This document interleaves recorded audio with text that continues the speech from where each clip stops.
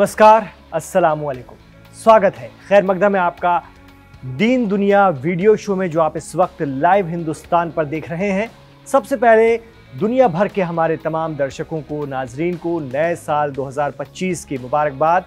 ये साल आपकी ज़िंदगी में ढेरों खुशियां लेकर आए और जहां लोग दुखी हैं, तकलीफ ज़दा हैं, उनकी तकलीफ दूर हो, ऐसा हम सब मिलकर दुआ करें। सिर्फ 60 दिन की सीज फायर, जी हाँ, और बचे हैं 28 दिन, सिर्फ 28 दिन।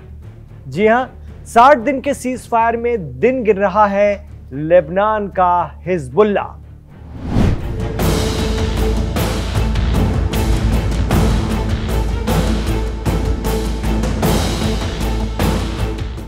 हिजबुल्लाह वो तंजीम जो इस्राइल के साथ 2 माह की जबरदस्त जंग लड़ चुकी है पिछले दिनों, वो भी जमीनी जंग।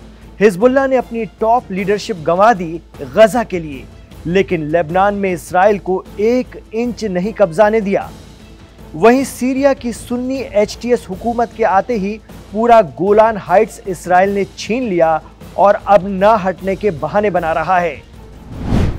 कहा जा रहा है कि 2 माह की जंगबंदी की मियाद खत्म होते ही हिजबुल्लाह इस्राइल पर फिर हमले कर सकता है।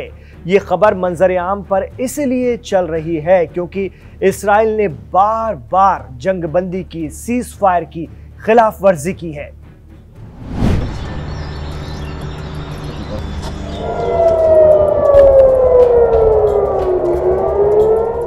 पिछले 1 माह में इस्राइल ने लेबनान में जंगबंदी की खुली खिलाफ वर्जी की है। लेबनान ने यूएन सिक्योरिटी काउंसिल में जो दावा किया है, उससे इस्राइल के शातिरपन का सबूत मिलता है। लेबनान ने दावा किया है कि जिस वक्त हिजबुल्लाह के साथ सीज फायर चल रहा है, उस वक्त भी इस्राइली फौजों ने हमले किए। 1-2 बार नहीं, बल्कि 816 बार लेबनान पर अटैक किया है इस्राइल ने। 27 नवंबर से 22 दिसंबर के बीच जब सीज फायर चल रहा था, उस वक्त इस्राइल ने लेबनान पर ताबड़तोड़ हमले किए।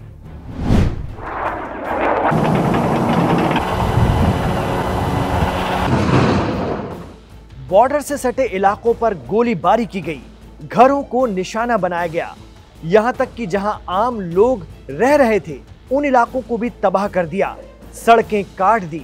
लेबनान ने कहा, अगर ऐसा ही चलता रहा तो सीज फायर की बात दूर की कौड़ी लगेगी। ये अमन लाने की इंटरनेशनल काविशों को भी एक बहुत बड़ा झटका है। सोचिए, सीज फायर के चलते हुए भी 11 दिसंबर 2024 को इस्राइल ने लेबनान पर एयर स्ट्राइक की और साउथ लेबनान के कई इलाकों पर जबरदस्त गोलीबारी की गई।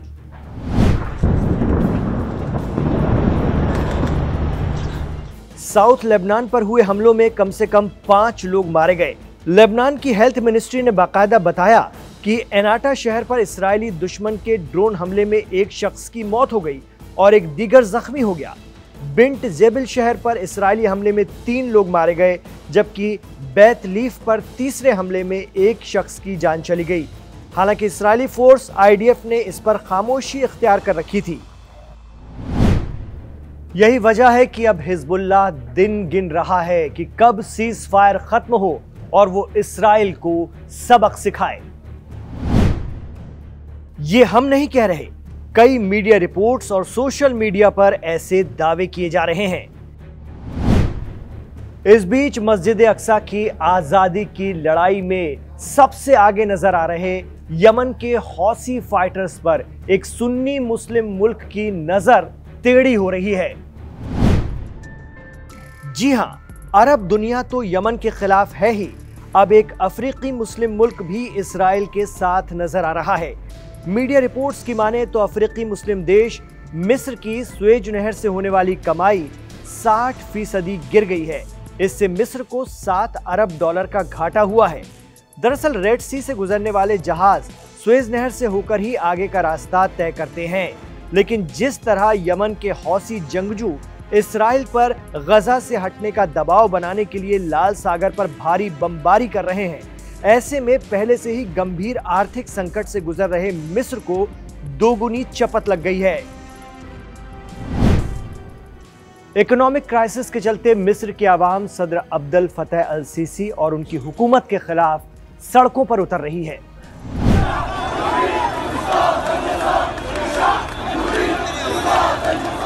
कई साल से इक़्तिदार में बने हुए मिस्र के प्रेसिडेंट अब्दुल फतह अल सीसी की सरकार गिर सकती है। मिस्र में महंगाई उरूज पर है, वहां की करेंसी की कीमत गिर गई है। ऐसे में सुएज नहर से होने वाले कारोबार में पिछले साल यानी 2024 में करीब 60% की गिरावट ने मिस्र को तोड़ कर रख दिया है। जानकार मानते हैं कि जिस मिस्र ने फिलिस्तीनियों की सप्लाई लाइन माने जाने वाली अपनी रफा बॉर्डर को बंद कर दिया था, इस्राएल के दबाव में फिलिस्तीनियों को उनके हाल पर छोड़ दिया था, महज 1 साल में उसे भी बुरे दिन देखने पड़ रहे हैं।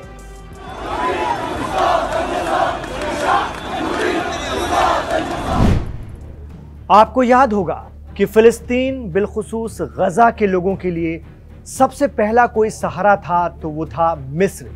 लेकिन इस्राएल के हमले गजा पर शुरू होने के बाद मिस्र ने सबसे पहले अपनी बॉर्डर गजा के लोगों के लिए बंद कर दी, सील कर दी,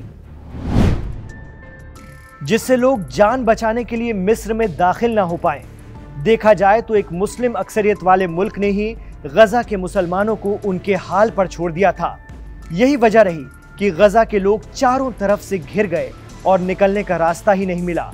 इसलिए पिछले 1.5 साल में लाखों लोग शहीद हुए हैं, जिनकी गिनती भी मुश्किल है।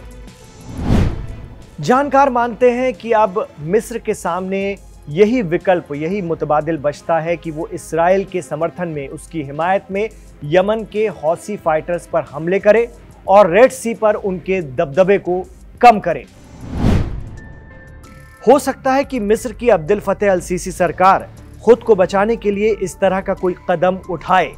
अगर ऐसा होता है तो मुस्लिम दुनिया में मिस्र भी खुलकर सामने आ जाएगा कि वो किसके साथ है, फिलिस्तीन की आजादी के या फिर उसकी मुखालफत करने वालों के खेमे में। एक्सपर्ट मानते हैं कि इस्राएल के साथ पहले से ही कई समझौतों से बंधा मुस्लिम देश मिस्र इस्राएल के पीछे ही खड़ा नजर आएगा, दीगर अरब मुल्कों की तरह। हो सकता है कि आगे आने वाले दिनों में यमन के हौसी फाइटर्स के खिलाफ मिस्र से भी मोर्चा खुल जाए, तो इसमें कोई ताज्जुब की बात नहीं। अगर ऐसा होता है तो सुन्नी अरब मुल्कों के अलावा मिस्र पहला अफ्रीकी सुन्नी मुल्क होगा जो इस्राएल के पक्ष में लड़ेगा। लेकिन कहा जाता है कि यमन के हौसी जंगजू, जिनकी अब यमन के एक बहुत बड़े हिस्से में सरकार भी है, उनसे पार पा पाना ना तो अमेरिका के बस में है, न ब्रिटेन के और न ही इस्राएल के। ऐसे में यमन से काफी दूर मिस्र अगर उन पर हमला करता भी है तो हौसियों को कोई खास फर्क नहीं पड़ने वाला। लेकिन अगर ऐसा होता है तो गजा के लिए गद्दारों में एक और मुस्लिम मुल्क की शमूलियत हो जानी है, ऐसी सोशल मीडिया में चर्चा है। जानकार मानते हैं कि इस्राएल के साथ पहले से ही कई समझौतों में बंधा मुस्लिम देश मिस्र इस्राएल के पीछे ही खड़ा नजर आएगा, दीगर अरब मुल्कों की तरह। हो सकता है कि आगे आने वाले दिनों में यमन के हौसी फाइटर्स के खिलाफ मिस्र से भी मोर्चा खुल जाए, तो इसमें कोई हैरानी की बात नहीं। अगर ऐसा होता है तो सुन्नी अरब मुल्कों के अलावा मिस्र पहला अफ्रीकी सुन्नी मुल्क होगा जो इस्राएल के लिए लड़ेगा हौसियों से। तो लाइव हिंदुस्तान पर यह था आज का दीन दुनिया शो। आपको कैसा लगा हमें कमेंट बॉक्स पर जरूर बताइएगा।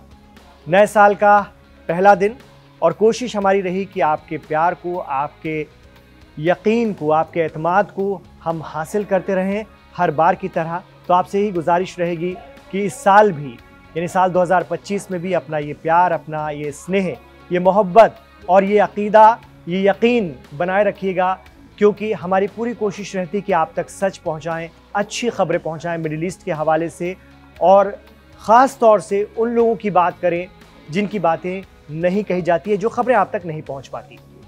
तो दीन दुनिया के साथ आखिर तक कनेक्ट रहने के लिए बहुत शुक्रिया। इमरान खान के साथ जुड़ने के लिए आपका बहुत बहुत शुक्रिया। हमारे इस वीडियो शो को तुरंत लाइक कर दीजिए ताकि ज़्यादा से ज़्यादा लोगों तक पहुंच सके। आप हमें कहां से देख रहे हैं ये कमेंट बॉक्स पर आपने हमें कल भी बताया था। आपसे गुजारिश रहेगी कि आज भी बताएं कि आप कौन कौन से मुल्क से हमें इस वक्त देख रहे हैं। हमारे चैनल लाइव हिंदुस्तान को सब्सक्राइब ज़रूर कर लीजिएगा, क्योंकि इसके साथ जुड़ा है 10 मिलियन से भी ज़्यादा सब्सक्राइबर्स का भरोसा और भारत के सबसे भरोसेमंद विश्वसनीय ब्रांड हिंदुस्तान की ताकत। तो पढ़ो भी और देखो भी, ये कहता है हिंदुस्तान। आप रहिए हिंदुस्तान के साथ, लाइव हिंदुस्तान के साथ।